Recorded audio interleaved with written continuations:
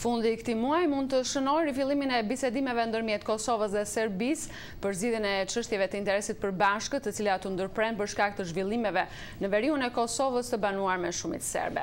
Rifillimi i bisedimeve është kusht për Serbinë që të marrë statusin e vendit kandidat për anëtarësimin në Bashkimin Evropian. Të dyja palët janë pajtuar me propozimin e ndërmjetësuesit bisedimeve për diskutuar një marrëveshje për menaxhim të përbashkët kufirit, duke nxitur kështu debate në vendet e tyre. Nga Prishtina njofton korespondenti Besim Abazi. Delegacionet e Prishtinës dhe Beogradit tashmë janë pajtuar me ndërmjetësuesit evropian për mundësinë e një marrëveshje për atë që quhet menaxhim i integruar i kufirit. Kosova tashmë ka marrëveshje të tilla me vendet fqinjë që kanë njohur pavarësinë e saj dhe menaxhimi i tillë është një nga kriteret për anëtarësim në Bashkimin Evropian. Ajo ka të bëjë me organizimin e pikave të përbashkëta doganore në kufi, pa e detyruar Serbinë që të njohë Kosovën si shtet. Menaxhimi do të bëhet nga doganierët e Kosovës, misionit të Bashkimit Evropian për sundimin e ligjit dhe doganierët e Serbisë. Por pajtimi ka nxitur reagime të shumta si në Beograd ashtu edhe në Prishtinë. Opozita serbe ka akuzuar pushtetin se me këtë po hap mundësinë e njohjes së pavarësisë së Kosovës, ndërsa në Prishtinë një pjesë e opozitës, madje edhe përfaqësuesët e partive në pushtet, thonë se çështja e kufive tejkalon përgjegjësitë e delegacionit përfshirë në bisedime. Në reagimet e deritashme është thënë se të dyja vendet duhet përcaktojnë fillimisht çështjen e kufive para se të arrijnë marrëveshje për menaxhim të përbashkët të tyre. Kryeministri i Kosovës Hashim Thaçi tha sot se një marrëveshje e tillë me Serbinë është model evropian dhe nuk duhet ngatruar këtë çështje me bisedimet për kufit. Vetë fakti që Serbia po pranon një koncept të tillë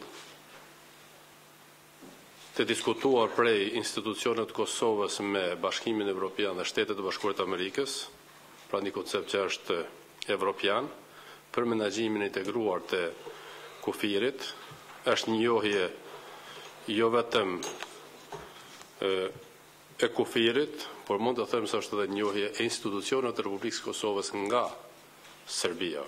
Shefja e delegacionit Kosovës në bisedimet me Serbinë, Edita Tahiri, tha se qëllimi i një marrëveshje të tillë është shtimi i kontrollit kufitar, sigurisë dhe që të ndiqet filozofia evropiane e kufive të hapur. Por ajo tha se Prishtina do të kërkojë që një marrëveshje e tillë nëse arrihet të nënshkruhet nga të gjitha palët e përfshira.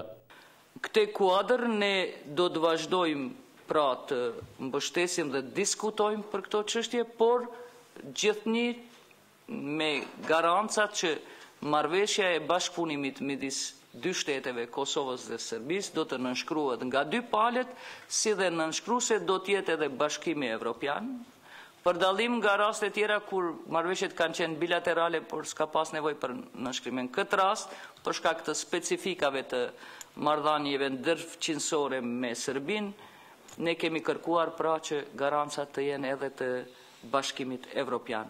Bisedimet e filluara në mars të këtij viti sollën disa marrëveshje që përfshin tregtinë, lëvizjen e lirë, dokumentet katastrale, ato shkollore e tjerë, por zbatimi i tyre ende nuk ka filluar. Përpjekjet e Prishtinës për zbatimin e marrëveshjes për tregti të lirë çojnë Trazira në veriun e Kosovës të banuar me shumicë serbe ku nuk njihet autoriteti i Prishtinës. Trazirat atje quan në ndërprerjen e bisedimeve.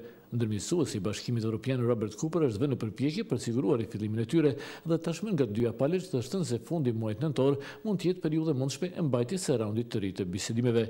Fillimi i muajit të ardhshëm është afati kur do të vendoset nëse Serbia do të marrë statusin e vendit kandidat për anëtarësim në Bashkimin Evropian, por kusht për këtë është normalizimi i marrëdhënieve me Kosovën. Kjo në radhë të parë kupton rifillimin e bisedimeve, por edhe lëvizjet konkrete për shtendosin e situatës në veriun e Kosovës. Për Zërin e Amerikës, Besim Abazi, Prishtinë.